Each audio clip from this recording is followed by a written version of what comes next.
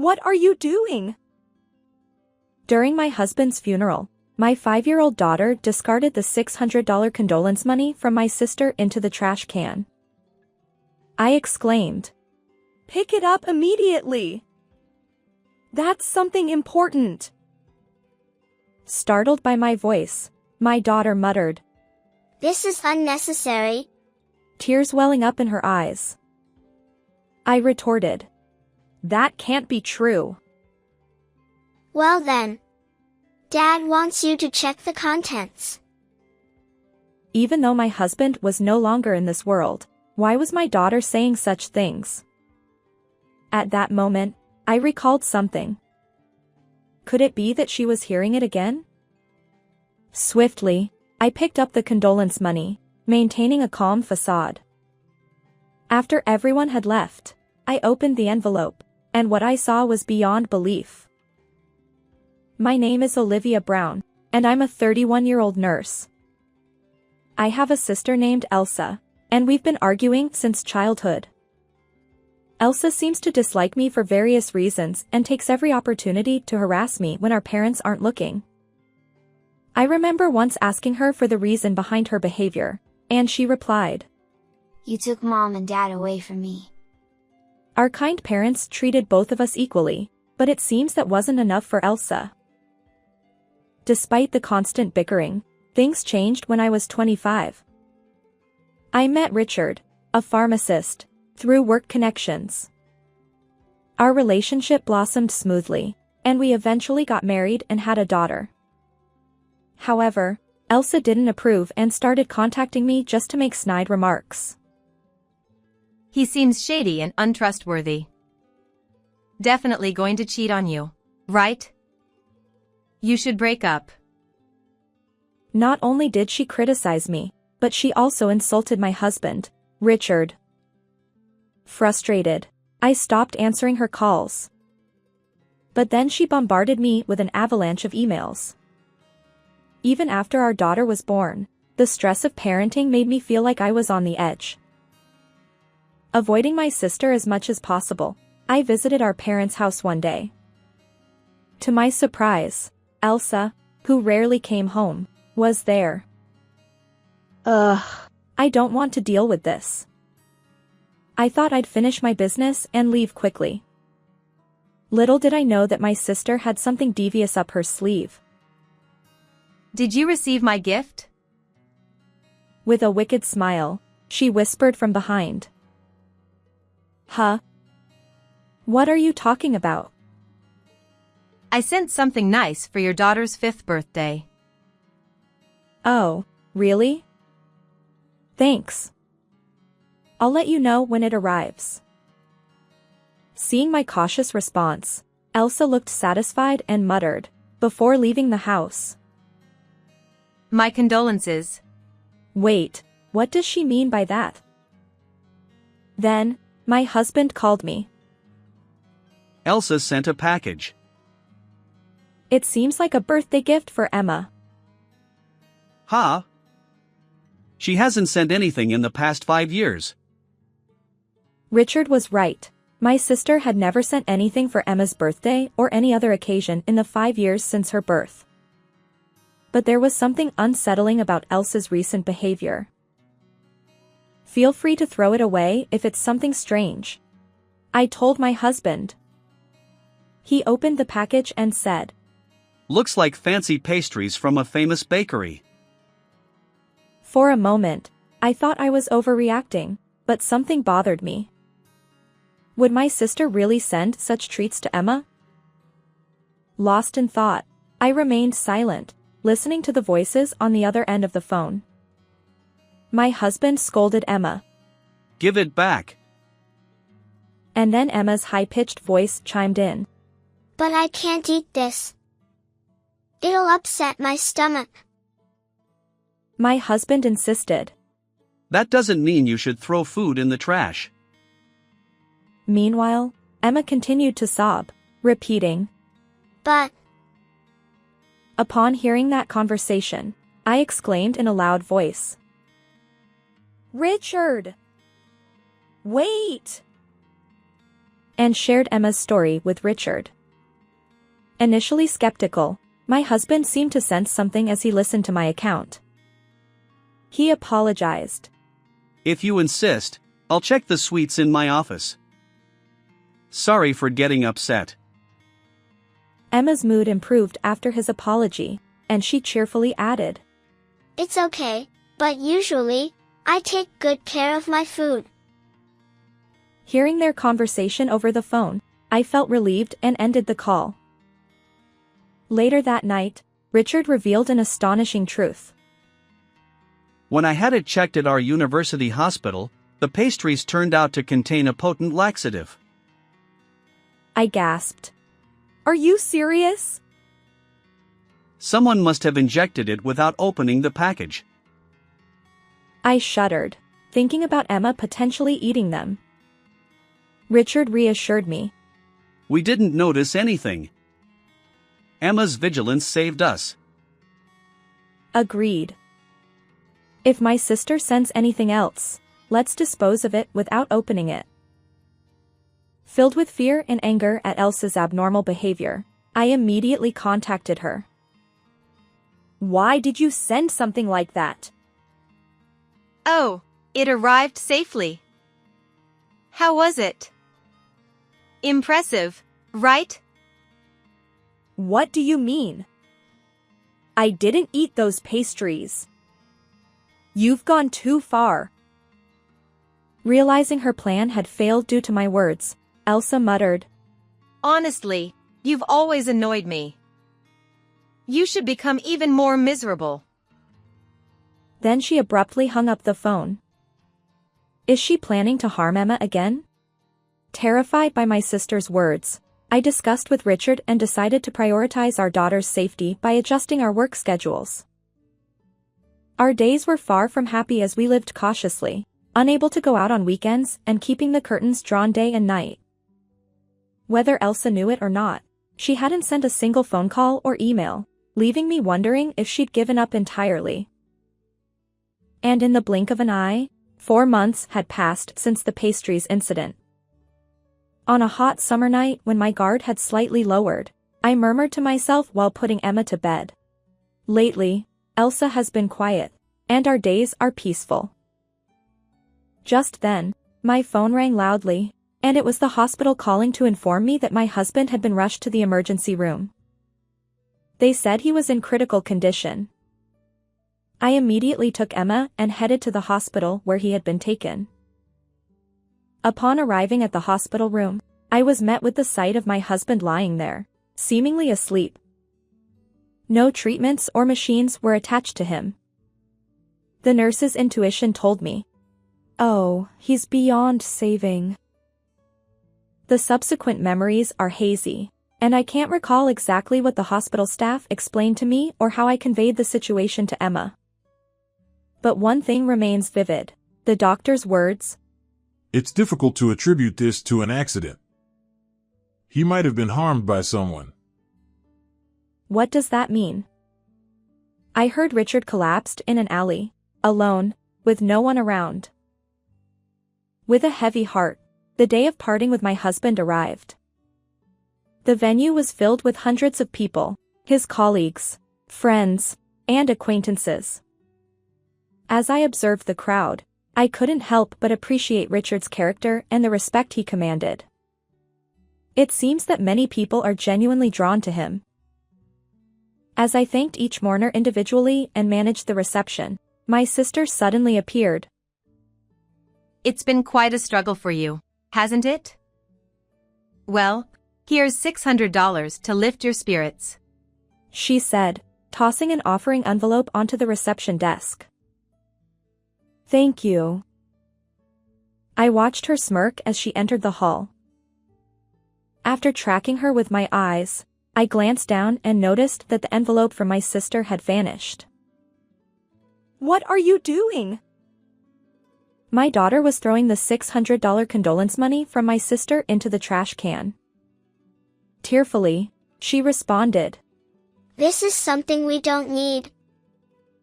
Shocked by her defiance, I insisted. That can't be true. Pick it up immediately. Then, check the contents. What? Dad said so. Emma insists that the words are from my late husband, who is no longer in this world. At that moment, I recalled something startling. You see, my daughter possesses a mysterious ability, one I've noticed since she began speaking. Emma shared stories about my grandmother, whom she couldn't possibly have known. As these revelations repeated, I began to believe in Emma's power. Could it be?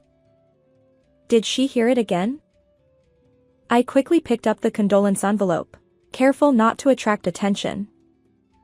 When everyone had left, I opened it, and an astonishing item lay before me. What is this? My anger toward my sister, who had casually handed me this, surged. But was it true? Since my husband had passed away, I couldn't ask him directly. Richard's words would have to be conveyed through Emma. However, not everyone might believe my daughter's account. That's why I needed irrefutable evidence.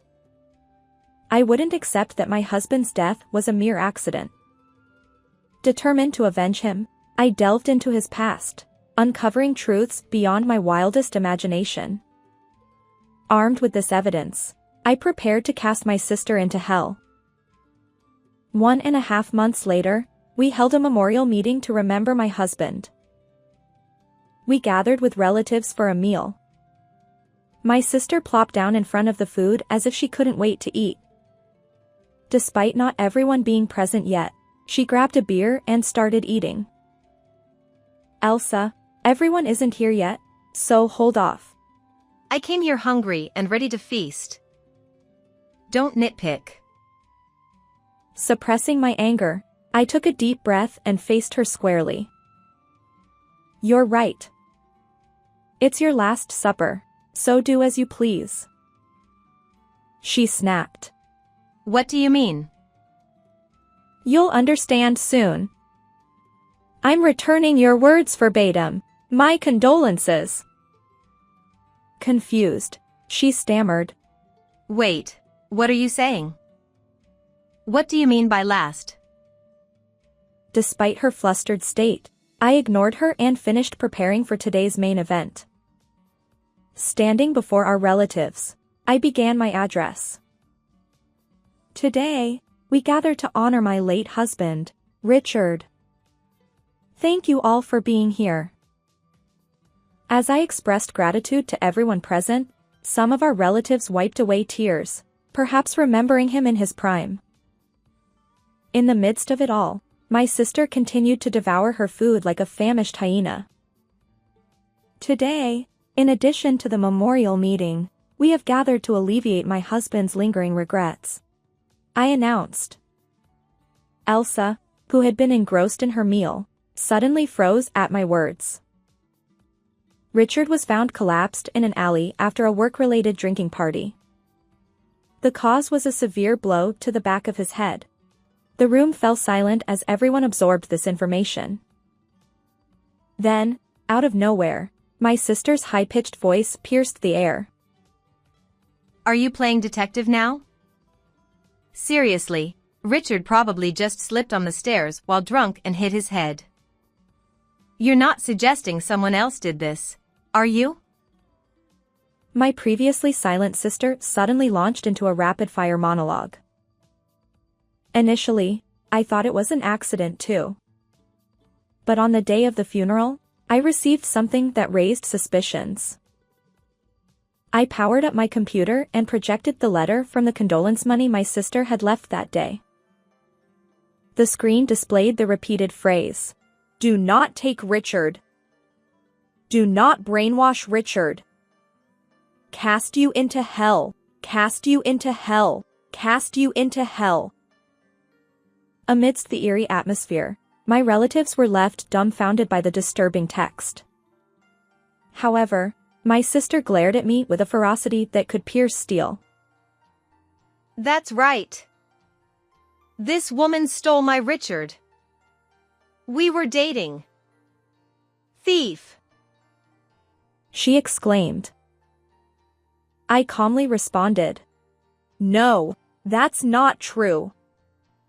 My husband was never in a relationship with you. Undeterred, my sister continued. Lies. Richard and I were lovers. We even promised to get married. You're the one who snatched him away. Ignoring her persistent outbursts, I projected a notebook onto the screen. This is a diary my husband consistently wrote in. Whether he had a cold or returned home drunk, he faithfully recorded something in this notebook every day. And your name appears repeatedly in this diary, I revealed. The room buzzed with speculation. So, were they really involved? But my next words silenced them once more. Elsa engaged in stalking behavior toward my husband. With that declaration, I opened the actual pages of his diary, revealing the truth to everyone. According to what was written, it seems that my husband has been stalked by my sister, and he has been trying to handle it on his own without causing me any worry. He apparently asked colleagues and friends not to mention it to me because he didn't want to worry me about the troublesome person who posed a danger. You're lying. You're the one who took him away. He belongs to me. Admit that you're at fault. Come on. Richard told me about this. Huh? What are you talking about? Emma has a mysterious ability. She can communicate with the deceased. Upon hearing these words, my sister and everyone present exchanged surprised glances. The reason I decided to look at my husband's diary was because my daughter had informed me that Richard had said Elsa was stalking him. Wait, are you kidding me? She has psychic abilities? Creepy. My sister burst into laughter, then turned to Emma and spat out. Disgusting. Fed up with her behavior, I confronted my sister. Who's the creepy one here? You relentlessly pursued Richard and then sent him to the afterlife. Wait, what? What do you mean? You seem quite shaken. Well, of course. You suddenly dropped that bombshell on me. As the tension rose among the relatives, I glanced at them and then returned to my computer, playing a certain video once more. That was a recording on my husband's smartphone of a conversation when my husband was summoned by my sister on the day he passed away. He felt in danger, so he secretly recorded the video to avoid alerting my sister. Additionally, the video clearly captured Elsa pushing my husband down the stairs. No, no! Stop it! Delete it! This is evidence. Why? His phone was shattered. How? My husband's phone lay broken next to him, the screen shattered into pieces. However, somehow, the data inside was recovered. I thought there was no way it would be discovered. At that moment, my daughter Emma arrived and playfully tapped my sister's shoulder. Aunt Elsa, ever heard of what goes around comes around? If you harm others, it'll come back to haunt you. Dad says so. Clearly, everyone around was surprised by the words that a 5-year-old wouldn't normally use, and my sister, finally believing in my daughter's abilities, began to tremble. I just wanted to take everything away from you. I apologize. Please forgive me. With a tear-streaked face, Elsa clung to my feet, but I forcefully pushed her away. I'll never forgive you for taking away my beloved husband, Emma's adored dad. With determination, I uttered those words, and my sister collapsed to her knees. Afterward, my sister was arrested for the crime of pushing Richard down the stairs, as the audio and video evidence proved decisive. Now, she spends her days reflecting behind bars. However, given my sister's history, I'm skeptical about the authenticity of the letter she sent. Occasionally, I converse with Richard through Emma. Yet, Emma recently mentioned, I can't hear Dad's voice anymore. I'm uncertain whether Emma's abilities are waning or if Richard believes we're okay now and has stopped communicating. As a gentle breeze, hinting at spring, caressed my face, I gazed up at the sky. Both Emma and I take pride in knowing you were my husband and her beloved father. Keep resting peacefully, Richard, my dear husband and loving dad. How did you find this story? Don't forget to subscribe to our channel. Until next time. Unable to sleep due to restlessness, I welcomed the morning at 6 o'clock on the sofa. When I checked my smartphone, there was a message from Charles. It seems our grandchild has been safely born. Robert, wake up! Maria did her best. Let's go to the hospital. I shook my sleeping husband next to me and hurriedly started getting ready. Maria! Charles! When we arrived at the hospital, there was one more person besides the two of them, a tiny life. Do you have a name? Have you decided? Charles replied, No. We didn't even know the gender, so we would decide after the birth. By the way, it's a girl. I see. I hope she gets a good name. Our granddaughter slept in Maria's arms on the hospital bed. Looking at her, I remembered Maria's appearance from years ago. Maria said, Mom, want to hold her? Is it okay? Then let me hold her. Her sleeping face, weight, and scent were all identical. The adorable innocence naturally softened my expression. Look, it's Grandma and Grandpa. Just as I was about to entrust the little life to Robert, something happened. He was drenched in sweat, trembling violently. Wait, what's wrong? Robert stammered. Don't let that baby near me! What was going on? I looked at Maria and Charles, but both of them had wide-open eyes. It was clear that I hadn't misheard. Maria asked, Dad, what are you saying? Charles wondered. Is something wrong? Robert said, No, it's different. I feel a burning heat. I don't want to remember, but it's like the terrifying heat from that fire. My husband, Robert, is blind.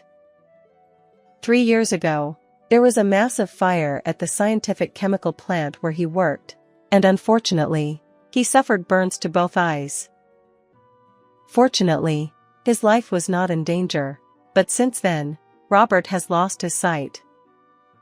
Despite the fire, he remains bright and kind-hearted. The journey to this point involved immense struggle, inner conflict, and effort. While I can imagine it, understanding it is beyond words. Robert, is there anything I can help with? Robert replies, I'm fine for now. If anything comes up, don't hesitate to call. Robert chuckles. I've gotten used to it. You can relax. Although he always says that, true peace of mind eludes us, and we continue to worry about him both physically and emotionally. Despite his unfortunate circumstances, resilient Robert possesses a unique skill. Through conversation, he can glimpse the true intentions of others. He insists it's merely a heightened sense, not any kind of superpower, but from an outsider's perspective, it's an impressive ability. The notion that blindness sharpens hearing sensitivity is well known, supported by scientific theories. However, in Robert's case, his innate sensitivity to others' emotions seems to have intensified after losing his sight. As a result, both I and our daughter Maria, who lives with us, seek his judgment whenever something arises, a habit we can't break. Robert truly is a dependable presence. Recently, when Maria brought her partner home, Robert's sixth sense provided solid confirmation. A few years ago. Let me introduce you. This is Charles. Nice to meet you. I'm Charles. I've always been taken care of by Maria. Charles, this young man, was polite and neatly dressed, a typical good-natured guy. Whether he was naturally fearless or simply adept at concealing it, he actively engaged in conversation. At that moment, Maria seemed more nervous than he did. Understandably so, her father has the power to read other people's minds. If anything seemed off, it would undoubtedly be brought up later. Apparently Charles had heard about Robert's blindness. He naturally didn't know about Robert's unique ability. Yet, there was nothing overly suspicious or unusual about Charles. On the contrary, he spoke with consideration for Robert, subtly showing his good impression. As it turned out, they were originally colleagues at work, and their interactions extended beyond professional boundaries. Robert listened intently to their stories. Later, as the sunset and darkness enveloped the surroundings, Charles bid his farewell. Robert shared his impressions of the young man. I can't see his face, but he seems like a good person. Upon hearing those words, Maria and I let out a sigh of relief, of course. I attempted to describe Charles's appearance to Robert, using a celebrity look-alike as an example. Wait, you think he looks like that with his personality? He's too perfect. He might attract trouble. Robert chuckled wryly. From then on, Charles often visited our home with Maria. He was impeccable in every way, always considerate of Robert's well-being. I felt immense relief, knowing that Charles could safely marry Maria. And then, a simple curiosity arose. May I ask something? Certainly. What is it?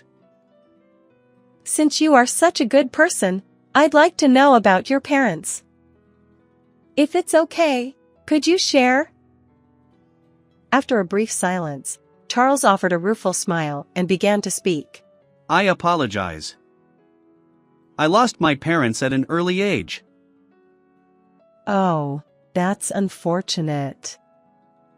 I'm sorry for asking. His demeanor remained unchanged. No, it's fine. But, well, there are things I've been thinking about. Since I couldn't properly fulfill my filial duties, if there's an opportunity, I'd like to do it on behalf of them. I believe it would bring them joy, and it would ease my own burden. His confession felt like an unspoken plea, a flood of emotions impossible to gauge. So, in a way, I see yourselves in my parents. This time, I want to live without regrets. As I finished listening to his words, I noticed Robert standing there, silently nodding. He had been listening to Charles's voice all along. Time passed, and the two of them were happily united. The wedding went smoothly, and afterward, Charles moved into our home. Even after marriage, he continued to care for us, especially my husband's well-being. However, there was one concern. Our house had a south-facing garden elevated by one level from the road. Occasionally, trash would be scattered there. Last week it happened 3 times, and this week twice. We considered whether crows or other birds might be responsible, but the frequency seemed too coincidental. Still, even if someone intentionally did it, the harm wasn't significant enough to make a fuss, so I kept it to myself. The season transitioned from early summer. Maria and Charles shared the joyful news of her pregnancy. Truly a cause for celebration. On the other hand, while accommodating Charles alone was manageable, the prospect of another addition made us consider moving. Given my husband's visual impairment, a barrier-free property seemed like a good idea. One night, as we discussed these matters, a rustling sound interrupted us. Who's there? Robert asked. It wasn't a gentle sound like the wind, it was rough, as if something had passed by. An uneasy feeling settled in. I couldn't rely on my husband at times like this. I mustered courage, grabbed the curtain, and pulled it open. Oh my! Hey, what's wrong?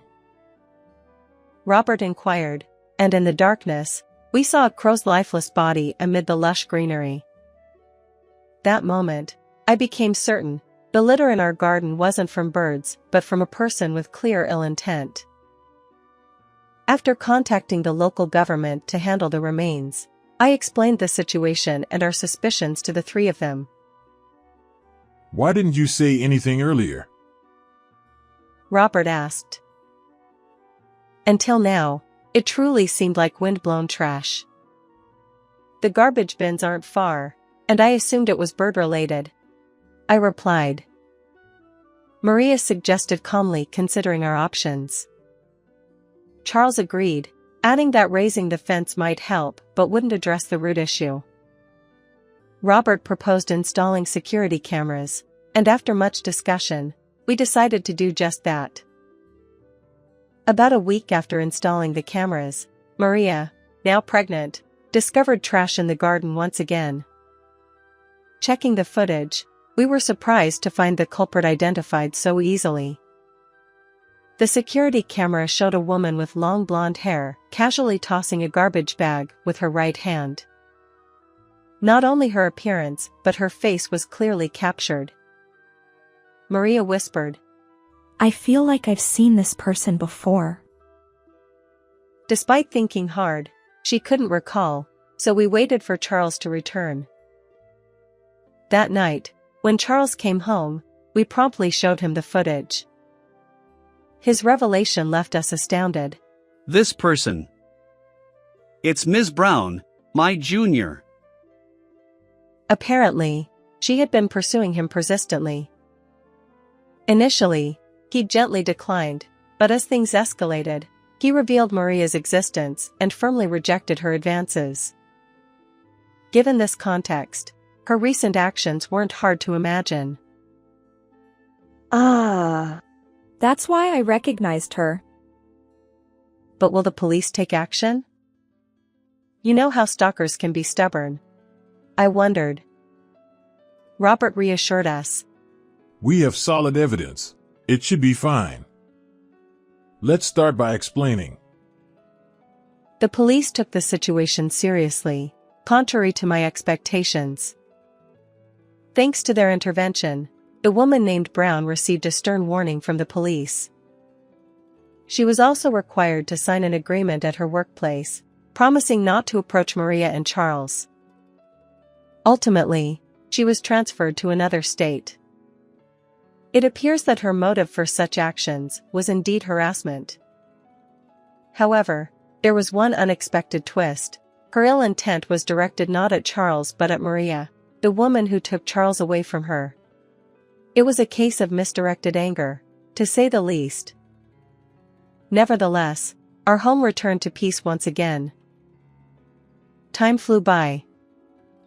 Maria's belly grew larger, and she was admitted to the hospital for childbirth. As I prepared for her hospitalization, gathered postpartum necessities, and ran around attending to various tasks, memories from the past resurfaced. When I gave birth to Maria, it was a difficult labor, and I went through quite an ordeal. Although it happened over 20 years ago, every detail remained vivid in my memory. Now, being in the position of an observer, I felt deep emotions. Maria went into labor one night, Consequently, Robert and I stayed home while Charles accompanied her. I'm looking forward to it. Robert said. His words seemed to blend genuine anticipation with a touch of sadness. Understandably so, he wouldn't be able to see his first grandchild's face. As I pondered how to respond, Robert seemed to read my thoughts and quietly continued. Throughout my life, I've never deeply regretted losing my sight, but this time, it stings a little. I wish I could have seen my grandchild's face. In your place. I'll see it plenty. Didn't I promise to be your eyes, Robert? Even if I say that, it won't change anything, and you are having trouble answering.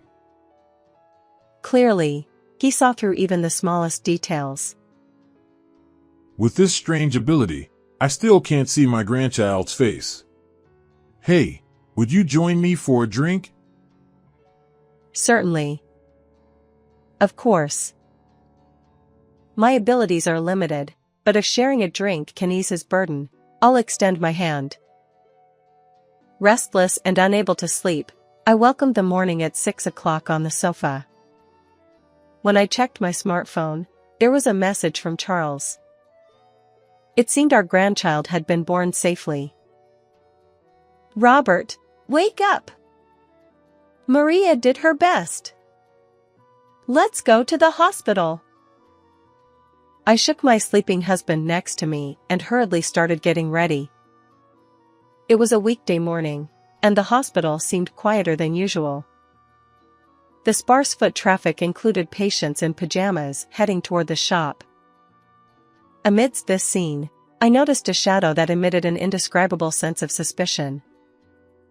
The figure didn't appear overly suspicious, yet its inability to blend in with the surroundings felt peculiar.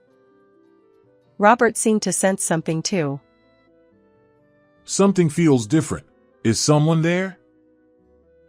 When I mentioned the shadow, Robert muttered, Don't approach recklessly, and tapped the floor with his white cane. I took his hand, casting a sidelong glance at the mysterious person. Maria! Charles! When we arrived in the hospital room, there were two others, a tiny life. Good morning, both of you. How are you feeling? Good morning. Nothing's wrong. The baby is doing well. I see. That was good. After that, Robert frowned. So I helped him sit down. I asked if he was feeling unwell, but apparently, he wasn't. For now, we decided to share our joy. Have you decided on a name? Charles replied. Not yet. We didn't even know the gender, so we would decide after the birth. By the way, it's a girl. I see. I hope she gets a good name. Our granddaughter slept in Maria's arms on the bed. Seeing her, I remembered Maria as a baby. Maria said, Mom, want to hold her? Is it okay? Then let me hold her. Her sleeping face, weight, and scent were all identical. The innocent, adorable sight softened my expression. Look, it's Grandma and Grandpa. As we were about to entrust the little one to Robert, something unexpected happened. He was drenched in sweat, trembling violently. Wait, what's wrong? Robert stammered. Don't let that baby near me! I looked at Maria and Charles. They were equally shocked. It was clear that this wasn't a misunderstanding. Wait, what are you saying? Charles wondered. Is something wrong? No, it's different. I feel a burning heat.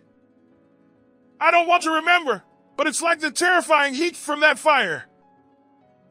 Could it be that he sensed something from this baby? I left our granddaughter with Maria and stood by Robert. His trembling subsided, but he still breathed heavily, shoulders rising and falling. "Are you okay?" Robert nodded. I've calmed down a bit. Can we talk?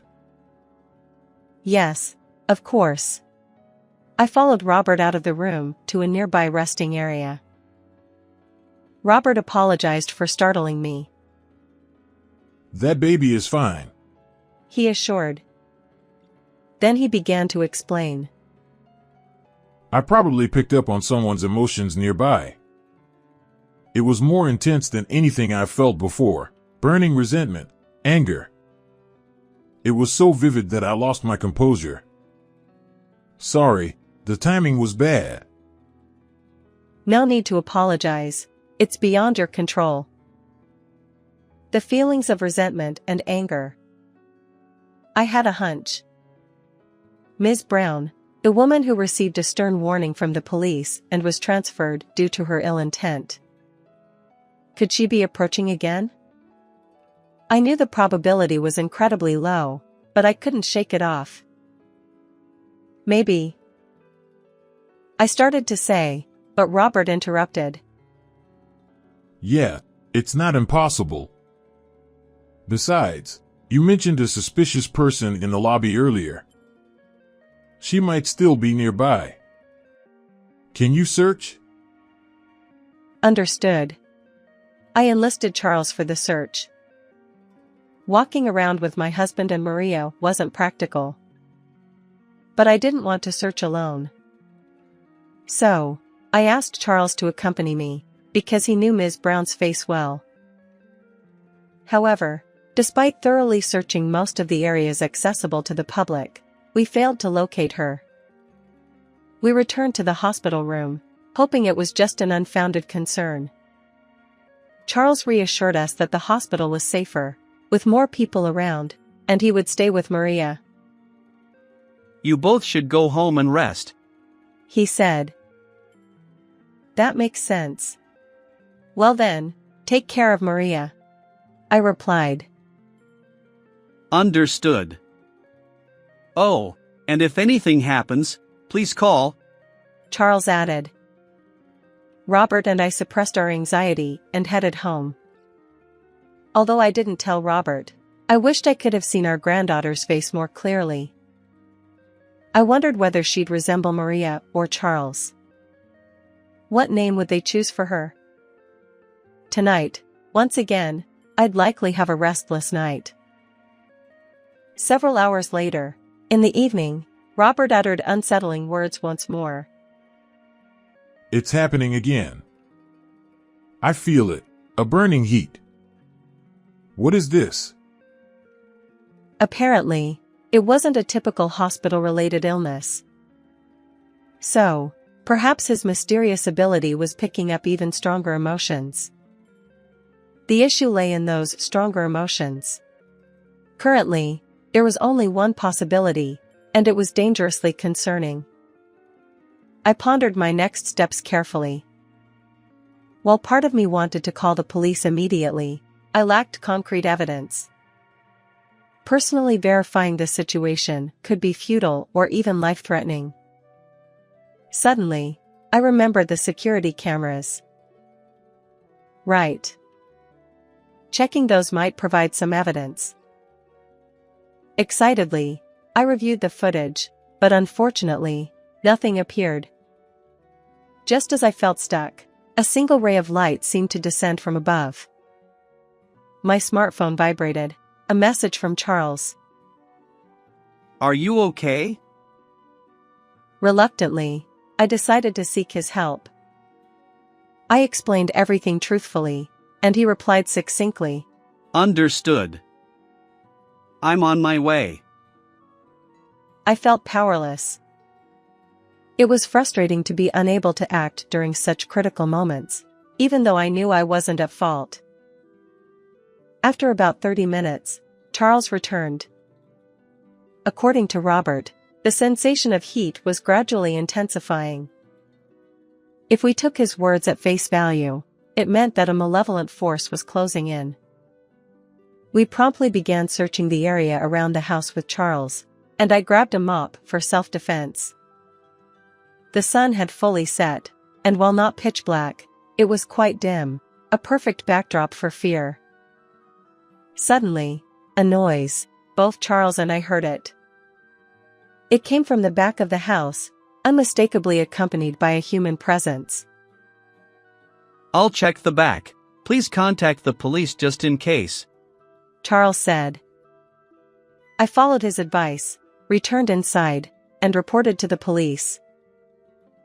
Suspect apprehended. Repeat, suspect apprehended.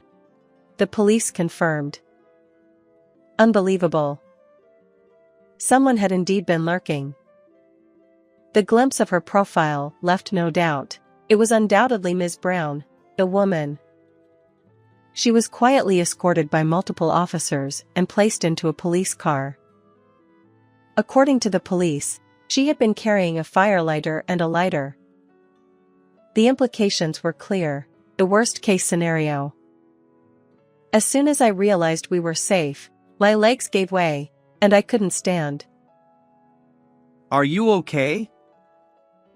Charles asked. Yes, I'm fine. My legs just went weak once I felt safe. Charles's courageous actions were commendable, but without Robert's mysterious ability, what might have happened? Speaking of Robert, he had completely calmed down and returned to his usual cheerful self. I have mixed feelings. Anyway, I'm relieved nothing happened. Am I really more extraordinary than I thought? Charles replied. Not just more than you thought. You're practically in the realm of superpowers. Oh. If only I were a bit younger, maybe I could have been of more help to people. Later, we learned that on that day, Ms. Brown had indeed infiltrated the hospital where Maria was admitted, intending harm. To make matters worse, her target wasn't Charles or Maria, it was their newborn granddaughter. Apparently, she harbored a selfish grudge after being transferred due to rumors of stalking at her previous workplace. However, on the day of the incident, the hospital's crowded environment forced her to abandon her plan. Instead, she decided to set the house on fire out of frustration. The heat Robert felt was undoubtedly the manifestation of this malevolent intent. After being taken into custody by the police, she awaited appropriate punishment in detention. Just when we thought true peace had returned, something unexpected happened. Ms. Brown's parents arrived, introducing themselves. We deeply apologize for the inconvenience our daughter caused. Her father said. Once she's released, we'll take her back home and keep a close watch. Her mother added. While it seemed they weren't seeking forgiveness, Robert wasn't present. He had gone with Charles that morning to pick up Maria from the hospital. Their sincerity was evident, but ultimately, we couldn't discern their true intentions. Naturally, I didn't invite them inside and politely saw them off at the doorstep.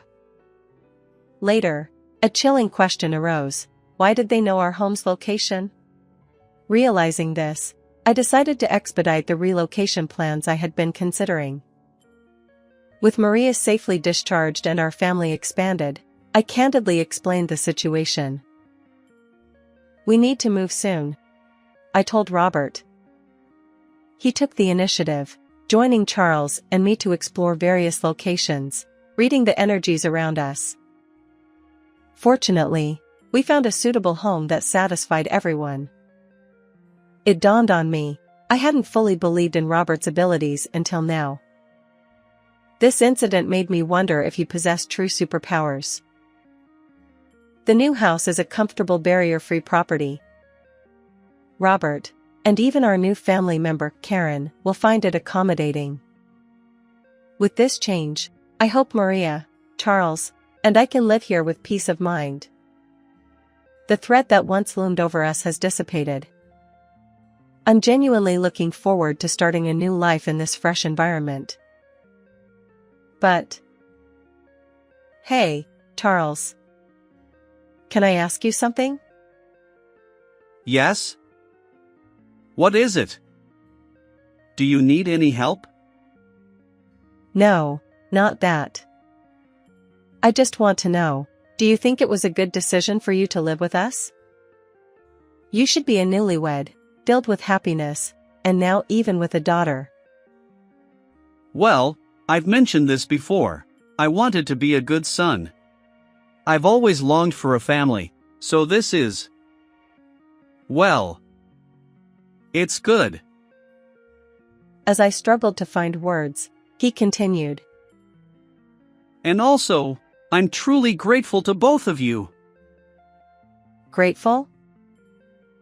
Yes! If Robert hadn't been here, who knows what might have happened? And you believed in that, which is why everything ended without any incidents. If one of you were missing, I can't imagine the outcome. So, filial piety and repaying kindness, having this opportunity, Thank you! This time, I could see it even without Robert's abilities. Charles isn't lying. How was this story for you? Don't forget to subscribe to the channel. See you in the next video.